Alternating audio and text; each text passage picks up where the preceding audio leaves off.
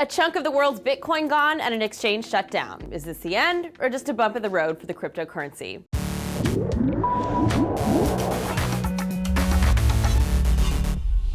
Hey, this is Annie for DNews. Mt.gox, once the world's largest Bitcoin exchange, abruptly shut down on Monday following a reported theft of over 700,000 Bitcoin, leaving many Bitcoin users feeling cheated and others wondering if this is the end for the digital currency. For a while, though, it seemed like Bitcoin was gaining legitimacy in the mainstream. More and more retailers taking it, Bitcoin ATMs cropping up in Vegas, and a friendly Senate hearing in November. So what happened and what's the future of Bitcoin? Well, there aren't a whole lot of analogies that can offer meaningful clues here. Why? Well, partly because there was never consensus on whether Bitcoin is a currency, like the dollar or euro or yen, or a commodity like oil. In January, Finland declared that it was closer to a commodity, but in the US, it was described at that Senate hearing as a financial service that needs to follow the same rules as any other if there are any US dollars involved at any point. Here's how it was described to me by Dan Friedberg, a lawyer and Bitcoin expert, back in May.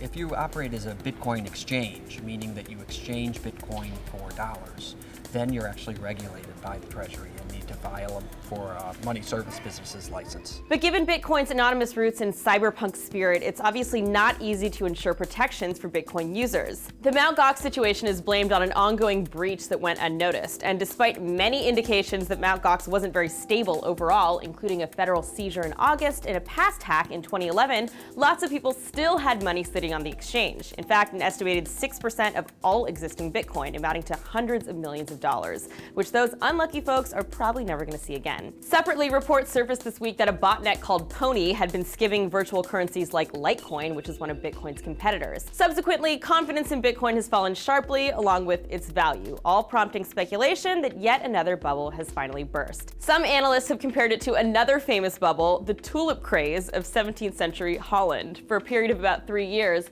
the price of tulip bulbs became inflated to a point that they were worth about as much as a canal house in Amsterdam. Tulip mania, which finally imploded in 1637, is looked at one of the first economic bubbles. These days, of course, tulips are nice, but they aren't worth all that much. So what do you think? Is this the modern day tulip? As always, let us know what you think on Twitter at DNews or on Facebook at Discovery News. And for more context on the fate of Bitcoin, check out my other channel at youtube.com/WTBD. Thanks for watching. See you next time.